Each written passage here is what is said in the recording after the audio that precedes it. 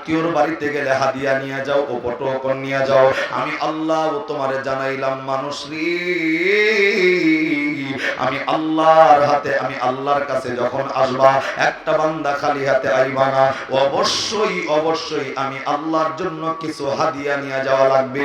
অবশ্যই অবশ্যই আমি আল্লাহর জন্য কিছু উপটোকন নিয়ে যাওয়া লাগবে। এরে বন্ধু, এই আয়াতের সরল তর্জমাটা বুঝে থাকলে এইবার বলেন, এ বন্ধু, যাদেরকে আল্লাহ দুনিয়াতে পাঠাইছেন এই বান্দাদেরকে আবার মৃত্যুর পরে জীবিত করবে ওয়াদা দিছে কে?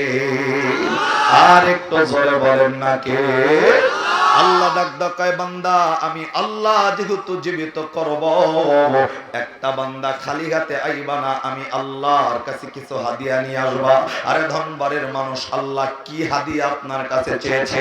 আল্লাহ কি পুরস্কার আপনার কাছে চেয়েছে? আমার আল্লাহ রাব্বুল আলামিন যে হাদিয়ার নাম আল্লাহ রাব্বুল আলামিন কোরআনে জানিয়েছেন, বান্দা কি পুরস্কার নিয়ে যাবে। আমার আল্লাহ পবিত্র কোরআনে আরেকটা সূরা, সূরার নাম সূরাতুজ জারিয়ার, কোরআনের এ বন্ধু সূরাতুজ জারিয়ার 56 নাম্বার আয়াত আল্লাহ রাব্বুল আলামিন নাযিল কইরা ধনবাড়ির মানুষদেরকে আল্লাহ জানিয়েছেন, আল্লাহ আপনার কাছে কি হাদিয়া চেয়েছে, আল্লাহ আপনার কাছে কি উপটোকন চেয়েছে। আল্লাহ রাব্বুল আলামিন হাদিয়ার নাম ঘোষণা কইরা এই সূরা জারিয়ার 56 নম্বর আয়াত আল্লাহ নাযিল করে মানুষদেরকে বললেন, আল্লাহ রাব্বুল আলামিন ডাক কয় হাদিয়া হইল আমা খলাকাতুল জিন্না ওয়াল ইনসা ইল্লা লিয়াবুদুন।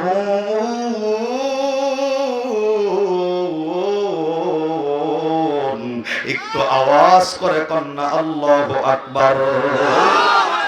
এবার বোঝেন প্রথম টিকা। আল্লাহ সূরাতুল মুমিনুনের 115 নম্বর আয়াতে ডাক দেয়, ধনবাড়ির মানুষদেরকে আমি আল্লাহ বানাইছি, দুনিয়াতে পাঠাইছি। এমনি এমনি নয়, পাঠানোর পিছনে একটা কারণ আছে। তবে উদ্দেশ্য, বান্দা যেহেতু পাঠাইছি মানে আমি আল্লাহর কাছে যেহেতু ফিরে আসতে হবে, ওয়াদা যেহেতু দিয়েছ, এবং আমি আল্লাহ যেহেতু কোরআনের বিধান নাজিল করছি, আমি আল্লাহ তোমাদেরকে দুনিয়ার জমিন থেকে আইনা আবার জীবিত করব। তবে বান্দা খালি হাতে আইবা না, কিছু উপহার, কিছু উপটোকন নিয়ে যাও। এখন উপহারটা কি, হাদিয়াটা কি? আল্লাহ সূরা জারিয়ার 56 নম্বর আয়াতে ডাক দেয়, পৃথিবীর জমিনে দুইটা জাতিকে আমি আল্লাহ একটা দায়িত্ব দিয়া পাঠাইলাম, একটা হলো জিন আর একটা হলো ইনসান। দায়িত্বটা কি? আল্লাহ ডাক দেয়, এই দুইটা জাতি একটাই কাজ করবে, ওমা খলাকাতুল জিন্না ওয়াল ইনসা ইল্লা লিয়াবুদুন। এই মানুষগুলা অন্য কারো ইবাদত করবে না, অন্য কারো দাসত্ব করবে না, অন্য কারো গোলামি করবে না, অন্য কারো কথা শুনবে না। মানুষ এবং জিন, এই মানুষ এবং জিনকে ইবাদতের জন্য কোরআনের বিধান নাজিল করেছে কে? আল্লাহ।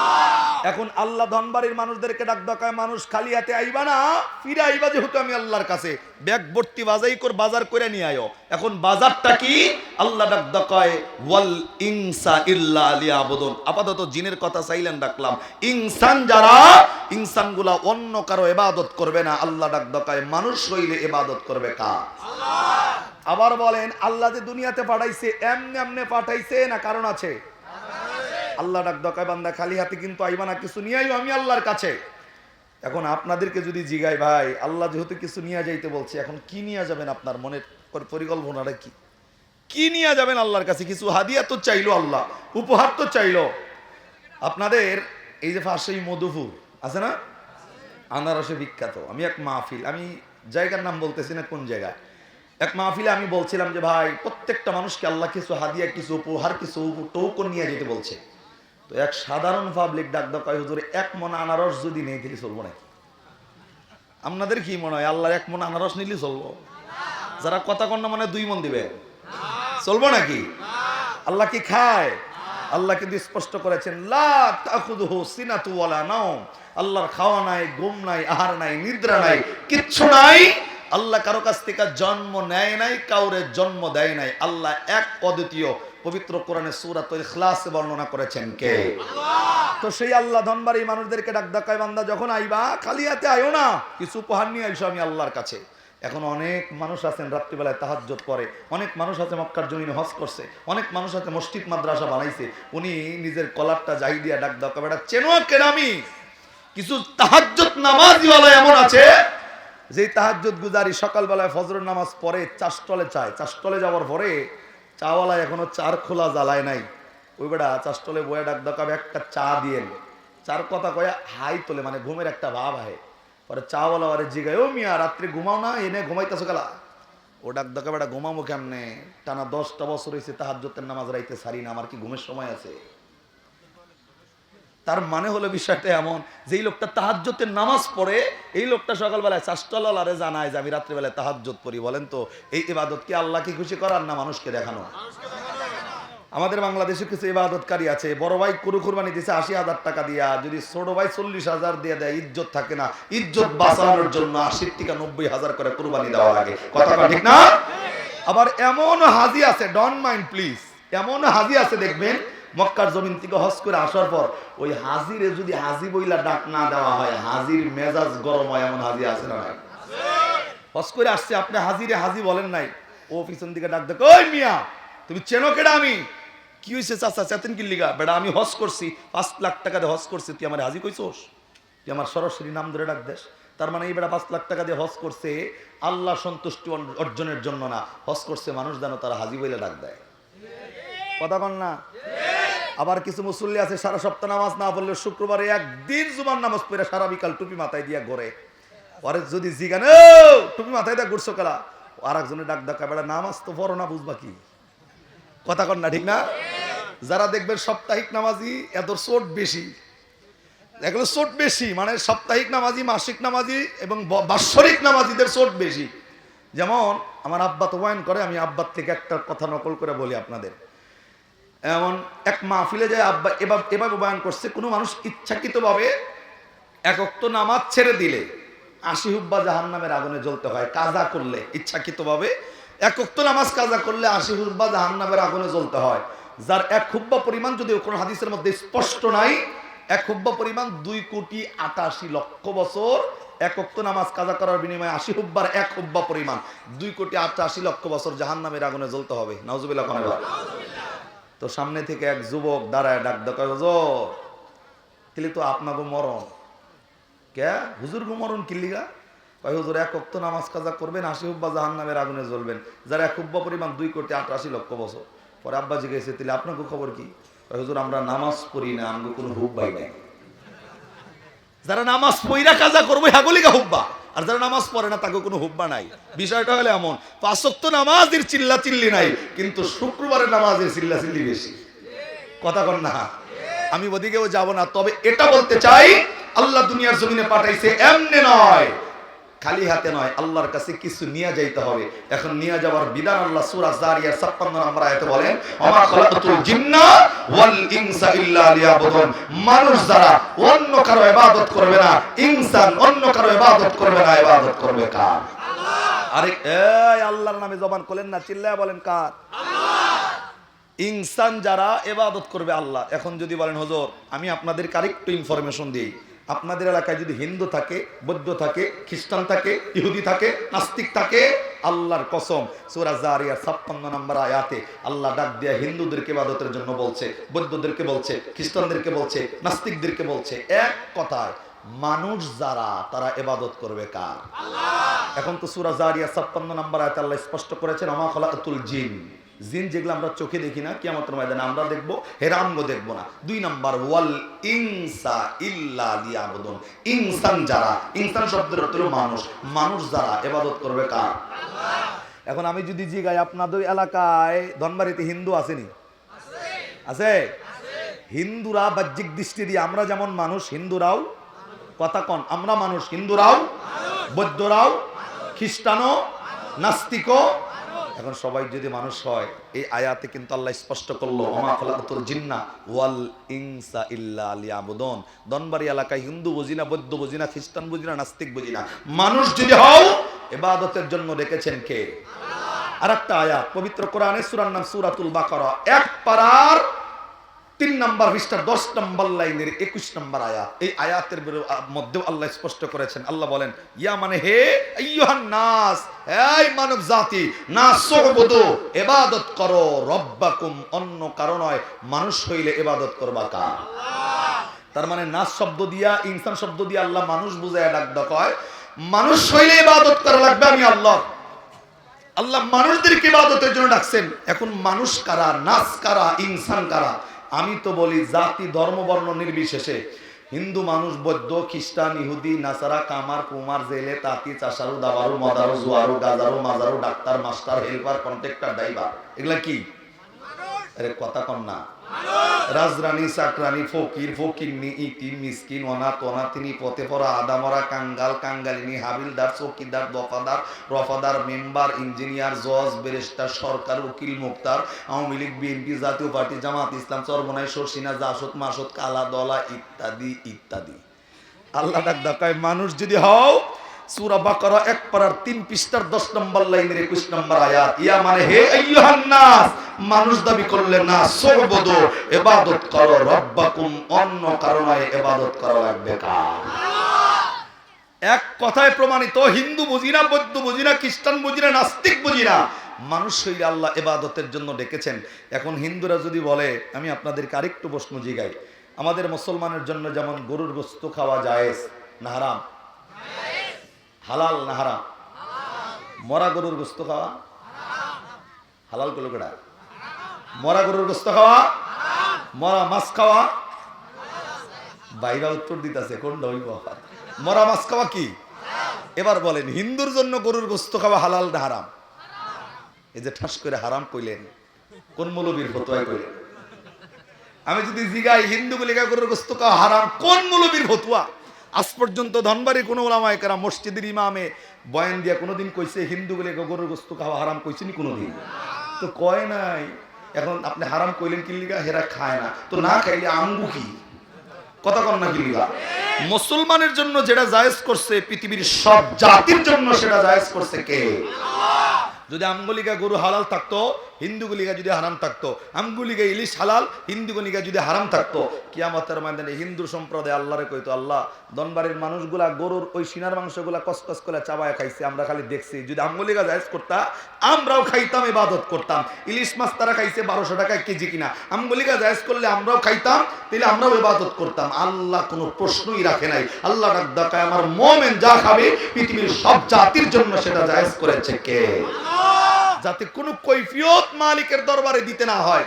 আবার এটাও যেন কোনো হিন্দু বলতে না পারে, আল্লাহ দনবাড়ির মুসলমানদেরকে তুমি ইবাদতের লেগা ডাকলাম, গো ডাকটা কই? বৌদ্ধ জানি কইতে না পারে, আল্লাহ আমাদের ইবাদতের ডাক কই? হিন্দু বৌদ্ধ খ্রিস্টান যেন কইতে না পারে, আল্লাহ ইবাদতের ডাক কই? আল্লাহ ডাক দিয়েছেন সূরা জারিয়ার 56 নম্বর আয়াত, আল্লাহ ডাক দিয়েছেন সূরা বাকারার 21 নম্বর আয়াত। ডাক দেখায় মানুষ যদি হও, অন্য কারো ইবাদত করা যাবে না। মূর্তি পূজাবাদ, অগ্নি পূজাবাদ, বাতাস পূজাবাদ, ইবাদত করতে হবে কার?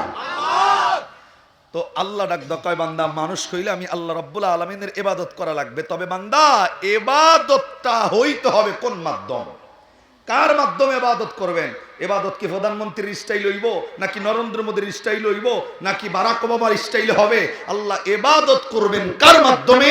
আল্লাহ জানিয়েছেন পবিত্র কোরআনে সূরাতুল আম্বিয়া 17 নম্বর পারা 10 নম্বর পৃষ্ঠার 6 নম্বর লাইনের 107 নম্বর আয়াত। আল্লাহ ডাক দেখায় মানুষ ইবাদত যদি করতে হয়, ইবাদত ওয়ালা একটা আইডল আসমান থেকে আমি আল্লাহ প্রেরণ করছি।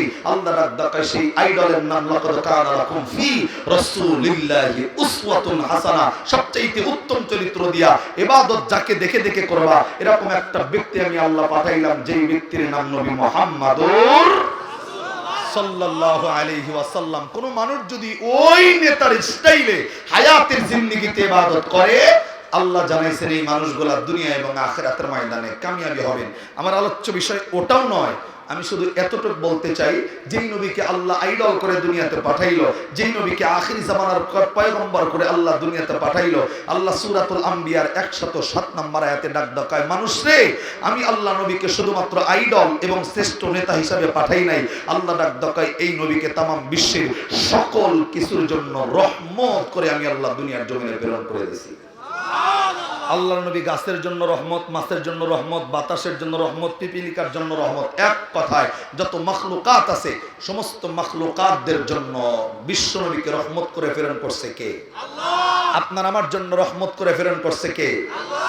তুমি আমি এশার নামাজ না পড়া ঘুমায় যাই, কিন্তু নবী রাহমাতাল লিল আলামিন 63 বছর হায়াতের জিন্দেগিতে আল্লাহর নবী এশার নামাজের পরে নামাজে দাঁড়াইতো, ফজরের নামাজ আর মুহূর্ত পর্যন্ত নবী সারা রাত দাঁড়ায়া দাঁড়ায়, কত রাত জামান নবী সেজদার মধ্যে কাটাইছেন, নামাজে দাঁড়ায় কাটাইছেন। নবীর পা পর্যন্ত ফুলে গেছে। আসমানে আল্লাহ নবীর এই কষ্ট দেখে বলতেন, ইয়া আইয়ুহাল মুযাম্মিল কুমিল লাইলা ইল্লা কলিলা নিসফাহু ওয়া বিনকুস মিনহু কলিলা। আল্লাহ নবীরে কইতো, পয়গম্বর দাঁড়ায় থাকতে থাকতে তো পাটা ফুলে গেছে, একটু রেস্ট করেন, বিশ্রাম নেন। নবী রাহমাতাল লিল আলামিনটা কেন আপনার আমার জন্য? আয়েশা সিদ্দিকা দৌড়ায় নবীর কাছে এসে কইতো, পয়গম্বর আপনি তো নবী, জান্নাতেরও টেনশন নাই, জাহান্নামেরও টেনশন নাই, সারা রাত তারপরেও কিল্লিগা নামাজ পড়েন, কিল্লিগা সেজদার মধ্যে চোখের পানিগুলা ছাড়েন। আল্লাহর নবী আয়েশারে ডাক দেয়, আয়েশা আমি তো নবী, আমার নিজের জন্য নামাজ পড়ি না, আমি তো জানি আমার জান্নাত জাহান্নামের টেনশন নাই, আমি তো ইবাদত করার পিছনের একমাত্র কারণ কিয়ামতের ময়দানে আমি নবী তো মিজানের পাল্লার কাছে দাঁড়ায় থাকবো, যেই মিজানের পাল্লায় ধনবাড়ি মানুষের নেকি এবং গুনাহগুলো ওজন হবে। আমি যদি তাকায় দেখি আমার একটা উম্মতের নেকির পাল্লার ওজন হালকা হয়ে গেছে, আমার উম্মত আমার সামনে জাহান্নামে যাবে, আমি নবী তো সহ্য করতে পারবো না। আমি নবী ঠিক সেই সময় আমার ব্যক্তিগত আমল উম্মতের নেকির পাল্লায় তুইলা উম্মতের পাল্লাটা ভারী বানায়া আমি নবী তো আমার উম্মতের জান্নাতের ফয়সালা করব। সুবহানাল্লাহ। এর জন্য নবী রাহমাতাল লিল আলামিন।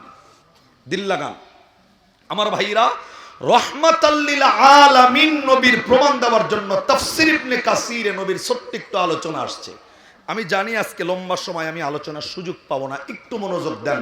নবী রাহমাতাল লিল আলামিনটা কতটুকু আপনার আমার জন্য, শুধু মানুষের জন্য নয়, গাছপালার জন্য নবী রহমত ছিল, মৃত পাখির জন্য রহমত ছিল।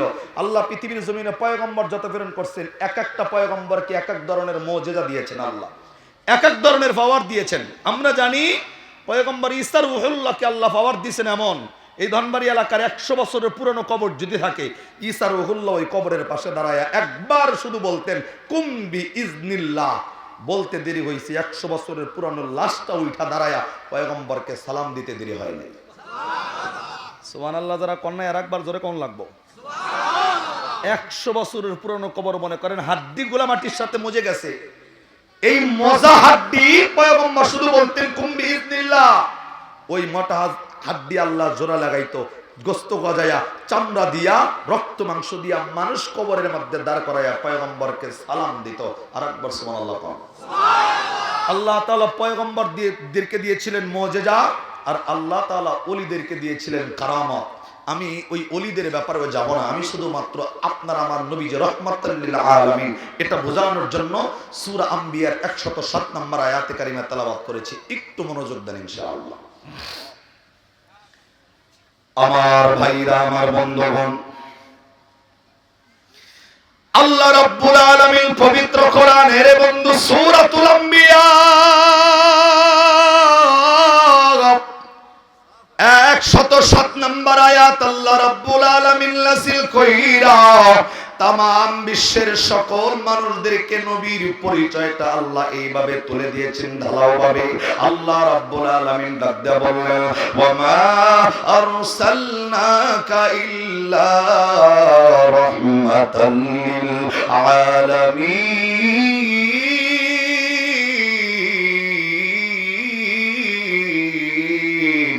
একটু আওয়াজ করে কন্যা আল্লাহু আকবার। বন্ধু, এই আয়াতের ব্যাখ্যায় তাফসীর ইবনে কাসিরের মধ্যে আল্লাহর নবীর বন্ধু আল্লাহ পাক যে মানুষের জন্য রহমত, গাছের জন্য রহমত, মাছের জন্য রহমত, সমস্ত মাখলুকাতের জন্য আল্লাহ যেই নবীকে রহমত করে দুনিয়ার জমিনে পাঠাইলেন, বন্ধু তাফসীর ইবনে কাসিরের মধ্যে ছোট্ট একটু আলোচনা এসেছে, নবী কেমন সমস্ত মাখলুকাতের জন্য রহমত হিসাবে প্রেরিত হয়েছে। আমার ভাইরা, আমার বন্ধু, আল্লাহর নবী আখির জামানার পয়গম্বর এইরকম একটা মজলিসের মধ্যে সাহাবায়ে কেরাম নিয়ে যখন দ্বীনের দাওয়াতগুলা দিচ্ছিল, আমার নবীর জবান দিয়া যখন কথাগুলা বলতেছিল, আরে বন্ধু আল্লাহর নবী যখন জবানে কথাগুলা বলতো, সাহাবায়ে কেরাম নবীর চেহারাটার দিকে একেবারে মনোযোগ লাগায় তাকায় থাকতো। একটা সাহাবী এদিক সেদিক তাকাইতো না। তার একমাত্র কারণ, আরে বন্ধু, যেই জায়গায় দ্বীনি মজলিস তৈরি হয়, আল্লাহ পাক পবিত্র কোরআনে বন্ধু সূরাতুল আরাফের 204 নম্বর আয়াত নাযিল করে বলেছেন, ওয়া ইযা কুরিয়াল কুরআনু ফাসতামিউ লাহু ওয়া আনসিতু লাআল্লাকুম তুরহামুন। আল্লাহ ডাক দ্বীনি মজলিস তৈরি হয়ে গেলে ওই জায়গায় আমি আল্লাহ আমার খাস রহমত নাযিল করে দেই। আমার ভাইরা, আল্লাহর নবী সাহাবায়ে কেরাম নিয়ে আলোচনায় মগ্ন। বিশ্ব নবী সমস্ত সাহাবায়ে কেরামের সামনে কথা বলতেছিল। আরে বন্ধু, সমস্ত সাহাবায়ে কেরাম আমার নবীর চেহারার দিকে তাকানো। সমস্ত সাহাবায়ে কেরাম নবীর চেহারাটার দিকে তাকায় আছে। আরে বন্ধু, আমি একা সাধারণ একজন মানুষ বয়ান করতেছি, আপনারা সকল মানুষ যেমন আমার দিকে দৃষ্টি দিয়া রাখছেন, আমার নবীর সাহাবায়ে কেরাম এর চাইতে মনোযোগ দিয়া নবীর চেহারাটার দিকে তাকাইতো। আমার ভাইরা, আমার বন্ধু, এত সুন্দর মজলিস কোরআনের ময়দানে তৈরি হয়। আমি তো সারা বাংলাদেশে ওপেন চ্যালেঞ্জ করে বলি, কোরআনের ময়দানে দিন মজলিসে মানুষগুলা নিজ ইচ্ছায় যে পরিবেশটা তৈরি করে, আওয়ামী লীগের কোন সমাবেশ এখনো পর্যন্ত এমন হয় নাই। আরে বন্ধু, বিএনপির সমাবেশ এখনো এমন হয় নাই। অন্যান্য যত দলের যত সমাবেশ আছে, একমাত্র কোরআনী ময়দানের যেই সমাবেশ তৈরি মানুষ নিজের থেকে করে, অন্যান্য রাজনীতি দলের এত সুন্দর সমাবেশ এর বন্ধু পুলিশ দিয়া পিটাও করা যায় না। কথা কান ঠিক কিনা? আমার ভাইরা, আল্লাহর নবী মানুষের সামনে কথা বলতেছেন। সমস্ত মানুষগুলা নবীর চেহারার দিকে যখন তাকানো, নবীর সামনে দিয়া একটা রাস্তা, যখন নবীর সামনে একটা রাস্তা অতিক্রম করেছেন, নবীর রাস্তার পাশে বসে বসে সাহাবায়ে কেরামকে নিয়ে কথা বলতেছিল। ওই রাস্তা দিয়া একজন অমুসলিম, আরে বন্ধু, একজন বেদুইনের ব্যাপারে কিতাবে আলোচনা এসেছে। একটা বেদুইন ওই রাস্তা দিয়া রওনা হয়ে গেছে। বেদুইনের ছোট্ট একটু কারুগুজারি আছে পিছনের। এই বেদুইনটা অন্য সাধারণ মানুষের মতো পাবলিক নয়। এই বেদুইনটা প্রত্যেকদিন সকাল বেলায় জঙ্গলে যায়। আরে বন্ধু, জঙ্গলের হিংস্র প্রাণীগুলা তিনি শিকার করে। এই হিংস্র প্রাণী শিকার করে বিভিন্ন প্রাণীর গোশতগুলা তিনি ভক্ষণ করে। আমার ভাইরা, এই বেদুইন যেই দিন আমার নবীর মজলিসের সামনে দিয়া রওনা হইছেন, কিতাবওয়ালা লেখেন এই বেদুইন এই দিন অন্য কোনো কিছু শিকার করতে পারে নাই। কিতাবের মধ্যে এসেছেন এই বেদুইন একটা পাখি তিনি শিকার করে বাড়ির দিকে রওনা দিয়েছে। বন্ধু, যেই পাখিটা তিনি শিকার করেছিল, এই পাখিটার নাম তাফসীর ইবনে কাসিরে এসেছেন, পাখিটার নাম হইল গুহু পাখি। আমার ভাইরা,